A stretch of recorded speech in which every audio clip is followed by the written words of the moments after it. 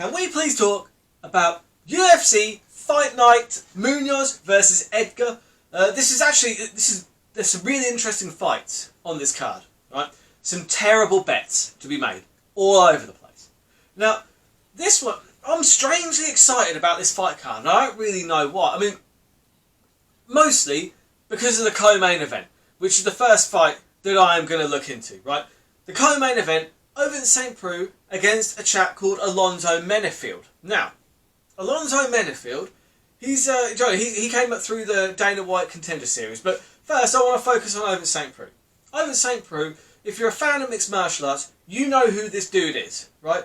He seems to have all this potential. He had a lot of potential from the start. He's had some tough losses here and there, but he's always got something about him. And I don't know what that is. I mean, he's a big dude for a start. Last time we saw him, he was fighting Ben Rothwell at heavyweight.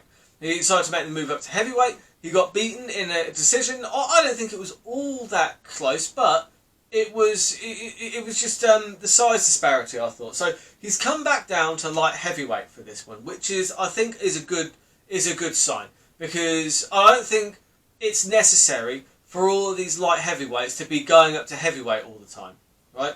Gustafsson didn't look good at heavyweight.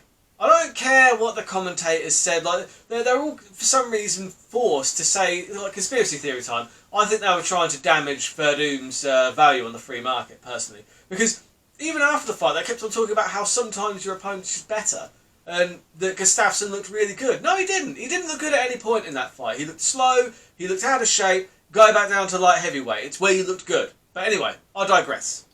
Back to OSP, who is the man that we're talking about here. So he is coming in as an underdog in this fight, and there are reasons for that. We'll go into that later on in this video, because just when you see Alonso Menifield, you'll understand why. But OSP, he's 37 years old. I didn't think he was that old. You know, he's getting up there with Frankie Edgar, and Frankie Edgar's like 38. But either way, he's 37 years old rather, and he's one of those fighters where when he looks good, you wonder how he ever got beaten in the first place. But then when he comes in and looks kind of uninspired and terrible, you're like, how is this dude even in the UFC? Those are the only two extremes you get with over in St. Preux. It's so frustrating, because the man, he seems like he's got all the tools to be able to beat most people. He's big, he's long, he's actually coming in with a reach advantage in this one, to the tune of 4 inches. That's a hell of a reach advantage. And he does know how to fight long, but sometimes he just seems to, I don't know, just comes in not looking very good and gets battered. But when he looks good, he looks great. Do you know the Von Flute choke that he always gets? Basically, he gets this choke where it seems to happen from when people are trying to go for a guillotine on him, and then he ends up kind of choking them with their own head somehow. I don't know how he does it. I'm not an expert. It was called the Von Flute choke. There's been a lot of people that are saying that because OSP has had so many of them, they should call it the over St. Preux choke now, because literally he's pulled off so many of them. Now, he's pulled off a lot of other submissions as well. He's a very good submission artist, and I think that he's probably got a good chance in this fight. I think he's got a better chance than maybe the odds reflect. You know, he's a big, long, tough guy, and yeah, he's got enough power, but himself. But the real key here is, can he avoid Alonso Menifield's power in round 1? That is the key, right? Because Paddy, could we just get a picture up of the man that OSP is facing? Alonso Menifield, ladies and gentlemen. Look at that dude. Look at him. He looks like Alistair Overeem back when he was Ubereem. Where you at, Jeff Nowitzki? Jesus, get the... Call you Sada. What the... How? How does anybody look like that? That is ridiculous. Now, obviously, as you can see from the picture, Alonso Menifield is a powerhouse. Just an absolute powerhouse. He's a destroyer, right? And there is every chance that the betting lines go completely right, because, as I say, OSP is the 210 underdog, and Alonso Menifield 1.73 favourite. He is 2.38 to get the knockout, and +6 to get the decision. Submissions, he's barely had any of them. I'm sure he's aware of them, you know, being a fighter. But that's 20. That's 21. You've got 21s on that. That's crazy, and there's a reason for that. Most likely not going to happen, especially against somebody who's as well versed in submissions as Ovince St. Preux. But you never know. My main point here is that obviously, looking at this dude, just seeing him, he's a powerhouse, right? He has got so many first round knockouts. You couldn't even count. I mean, he's 9-1. Do you know what I mean? So most of those have been by way of first round knockouts. Now that is the key here, because whilst he is a complete powerhouse, there is no doubting in that. His power is preposterous. It's on another level, right? He's built like a tank, and in a lot of ways he's like a tank, right? Because a tank, it's powerful. It packs a punch, but it cannot go long distances because it uses too much fuel. I don't know if that's true, because I'm not an actual expert on tanks. I'm just assuming that that's maybe the case. Maybe they get great MPG. Who knows? Someone comment below. Let me know what the MPG is on average on an average tank. All right, I would genuinely like to know. Either way, he's built like a tank. His gas tank is questionable. I'm not talking about actual tanks here. I'm talking about Alonso Menifield, right? Because when he last fought against Devin Clark, basically he didn't get him out of there in the first round, and he seemed to suffer for that going through the fight. Now look at the way he's built. He's built for short bursts of power. Now this is where I think you find some value here, because Ovince St. Preux, he's not just, any other fighter. He's a crafty veteran, He's been in there with a lot of people. Like he's won some and lost some, but more importantly, he's got the fight experience, and he is crafty. But he knows how to avoid people's power. He knows how to get the fight to go to where he needs it. Now, where he needs the fight, if he gets on top of Menifield, then I think this fight is over. I think that he's going to get the submission, or he's going to wear him out. But he's not going to get... Now, Menifield's takedown defence, so you saw it against Devin Clark. His takedown defence right up to the end. Like, defending that power double, he is so good at that. There is no point in really trying to even get a power double on this dude. If you see the size of his legs, like, I mean, how do you even approach that?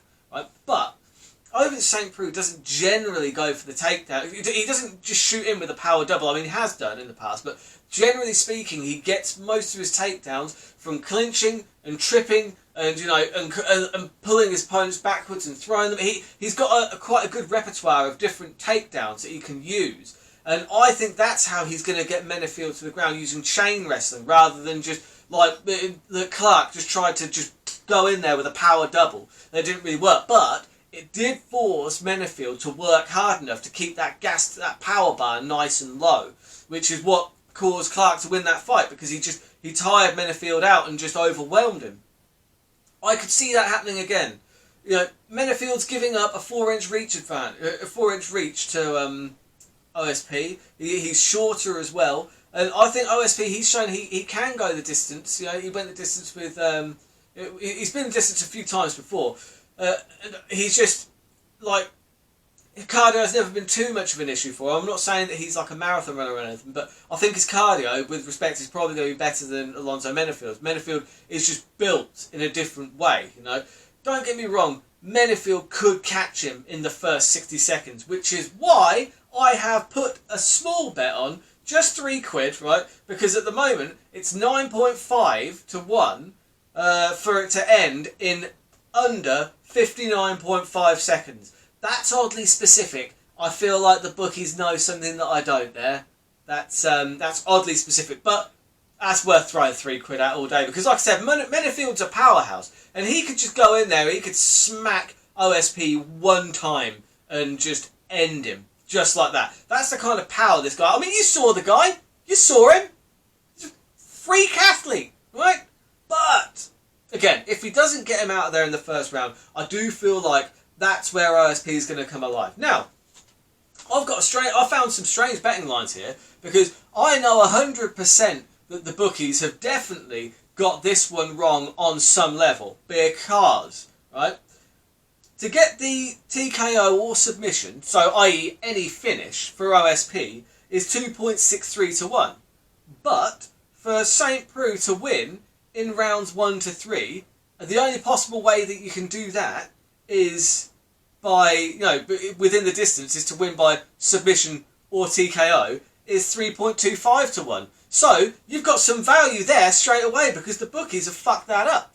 Do you know what I mean? You're getting almost another, you know, like 2/3 of a 1 to 1. So I'm taking that all day. I've had a go over St. Preux, rounds 1 to 3. I will take the higher price, thank you, at 3.25s, not the TKO / submission, which is down at 2.63. It's the same thing, guys. It's the same thing. Take the higher price. That is not a terrible bet. That is a 100% good bet because I was just doing the OSP thing there. Sorry, but yeah, if you Google OSP, you'll see that he does that a lot. Either way, the bookies have fucked that right up, which means that, like I said, even if that bet doesn't come off, do you know what I mean? You've still like made yourself some strange value in there. In my head, anyway, do you know, you still won that because you got the better odds for free. Free tip, a free tip. There's a lovely nugget of information that you can take right to your bookie. That's on Sky Bet, by the way. I'm hoping that they're never going to see this. Let's be realistic. So there's free money there for you. Free fucking money. That's what this show gives you. Yeah. But yeah. So that's my bet there. And I've also just thought, I thought I'm going to put that together with Frankie Edgar to win. Because I'm going to go into more detail on that in a moment. But Frankie Edgar, I do feel like he's going to get the win against Munoz. I think that at least he can. At least he can get the win. And the odds are ridiculous on that. So I've put that together. OSP to win rounds 1 to 3. And Frankie Edgar to win. That is 9.5 to 1 as well. That's well worth having a little go on. You know, it's not. That's a terrible fucking bet. These guys are both underdogs for a good fucking reason. I just like to try and find ways that maybe they could find a win. And yeah, there is a way. There's always a way. Like I said, MMA is so unpredictable that that could easily happen. So yeah, those are all my terrible bets. Anyway, let me know Let me know what bets you're putting on. I'd be interested to know. I always love seeing some terrible bets. As long as the odds are long. I've got no interest in these people just going, no, I'm going to bet on the absolute favourite to win. Because guess what? Yeah, it doesn't make you Nostradamus, does it? That's probably going to happen. But I think it's way more fun to keep those odds long and those bets terrible. And until next time, keep it that way.